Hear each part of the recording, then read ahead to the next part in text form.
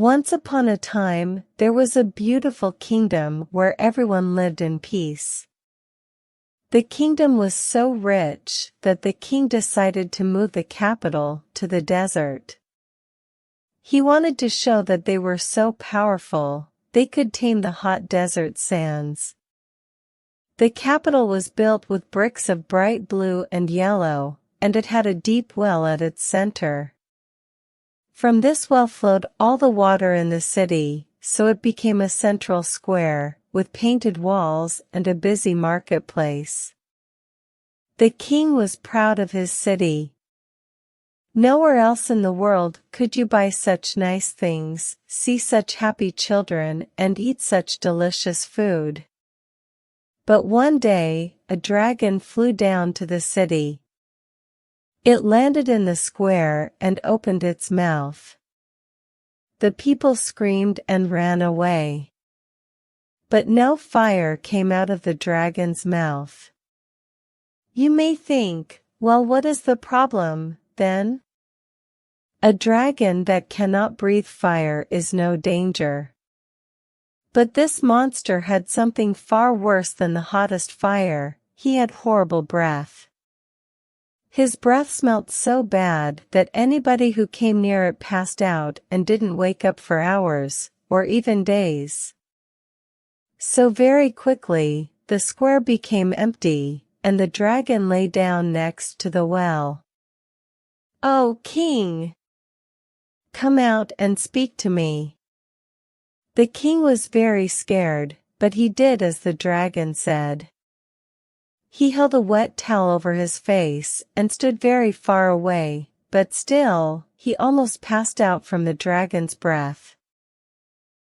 "What do you want, O powerful dragon?" "I can give you gold, silver, whatever you."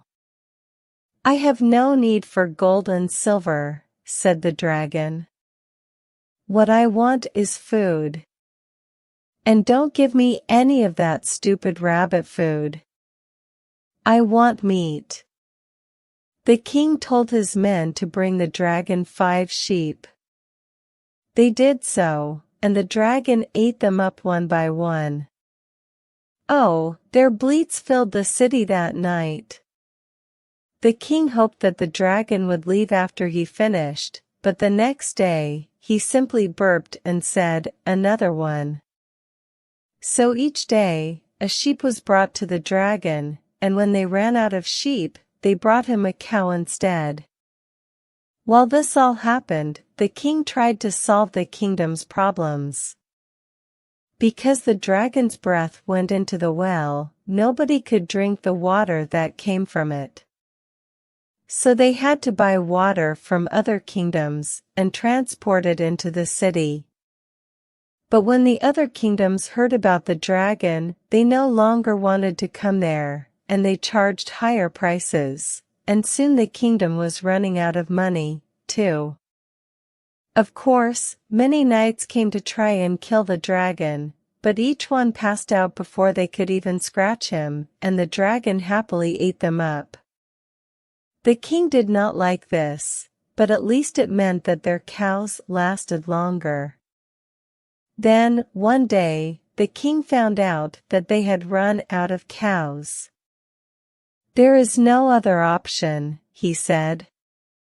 "We will hold a lottery with all the people in the capital, and the person chosen will go to the dragon." It was a horrible thing to do, but they had no other choice. The dragon grew angrier every day, and if he wasn't fed, he might use his breath to make them all pass out, and then eat all of them. Nobody could leave the city either, because they couldn't afford the water to make the long journey through the desert. So each day, a lottery was held, and they chose one of the people in the city to go and be eaten by the dragon. The king tried not to watch, not to listen, but he could not stop thinking about it, and at night he could not sleep. One day, when the king saw which name had been chosen from the lottery, he almost threw up. It was his daughter, the Princess Saria. "No," said the king. "I won't allow it." But the people had already heard about the result of the lottery, and they were mad. Their husbands, their wives, their children had already been chosen and fed to the dragon. Why should the king be allowed to say no? The princess heard about this, and quietly left the city to go pray. She had cried every day since the dragon came, but today she felt strangely calm. This was the right thing to do, she thought. She would show the city that they were strong. As the princess sat on the sand and prayed, a knight rode by on his horse.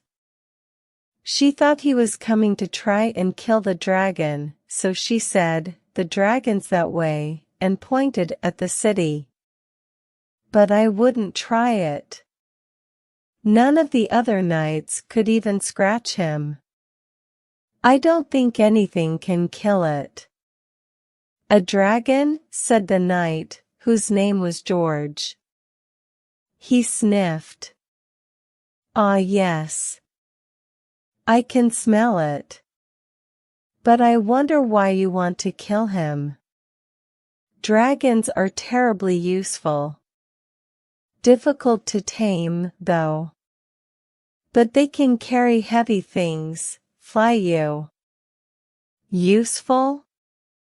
That dragon has turned our water bad, eaten our sheep, our cows, and our people. In fact, he is going to eat me today." "I am sorry," George said.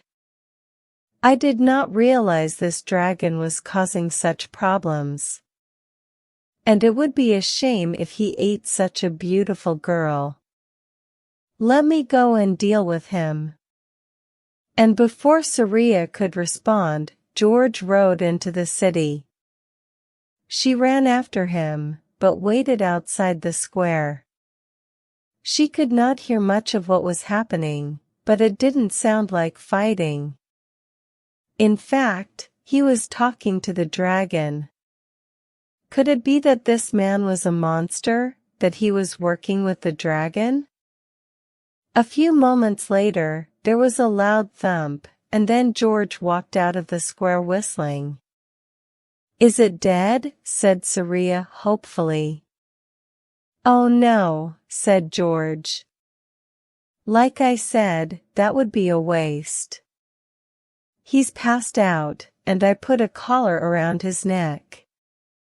When he wakes up, he'll do whatever I say." Saria couldn't believe that he was serious about taming the dragon, but she was so happy that she said, "Oh," and went to kiss the knight's cheek. But when she came near George, she smelt his breath, and it was awful. She passed out, and landed with a thump on the ground.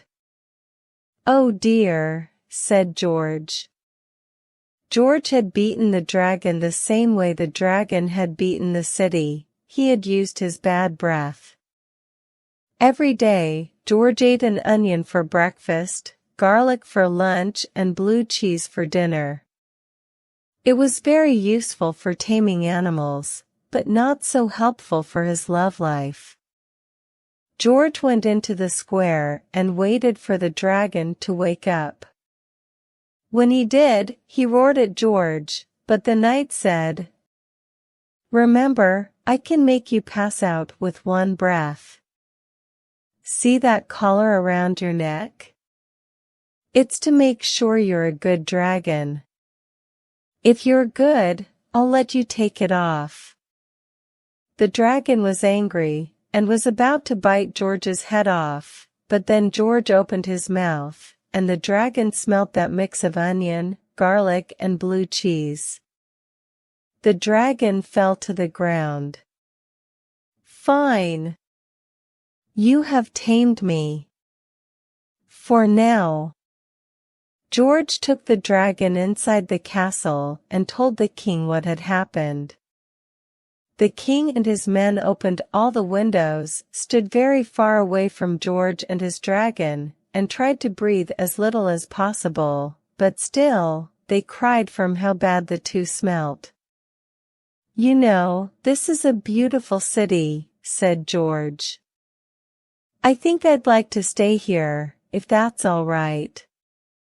"No, no," said the king. We're all too afraid of the dragon still. If that collar broke, what might happen? No, it's better that you leave. In fact, if you leave, I'll make you a saint." "A saint? What do you think of that, boy?" George said to the dragon, who he had named Bartholomew. Said Bartholomew. George was scratching him behind the ear, which he liked very much. "All right," said George. "I accept. Saint George. I like how it sounds." So the king quickly, very quickly, sainted George, and the knight left the city with his pet dragon. When the princess woke up and found out Saint George was gone, she cried.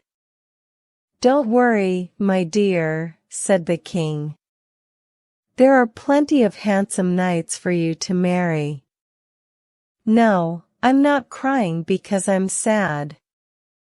I'm crying because I'm so happy he's gone. Father, he smelt worse than your feet." Saint George traveled with the dragon through the desert, and finally they came to a river. "Well," said George, "now that I'm a saint, I suppose I should baptize you." "Baptize? What does that mean? Is it painful?" Saint George laughed and pushed the dragon into the water. "There! You're baptized." The dragon growled and pulled Saint George into the water. They played and fought for hours. Finally, Saint George explained why baptism was important. He had given the dragon a real name, like a good Christian. "Now God knows that you're called Bartholomew as well." "Oh," said the dragon. "Well then, you should have baptized me sooner. I went around so long with God thinking I didn't have a name." How embarrassing. When they got out of the river, the water was a much darker color than before. Further downstream, there was a village, and the people who collected water from the river that day wondered why it suddenly smelled of onions and old cheese. And so Saint George saved the kingdom and found his dragon. Every day they prayed together 3 times, and whenever they came to a city, people locked their doors and shut their windows. "You poor thing," said Saint George to Bartholomew. "They're still scared of you." But really, they all saw that the dragon was just a big dog with a collar around his neck. It was Saint George they were afraid of.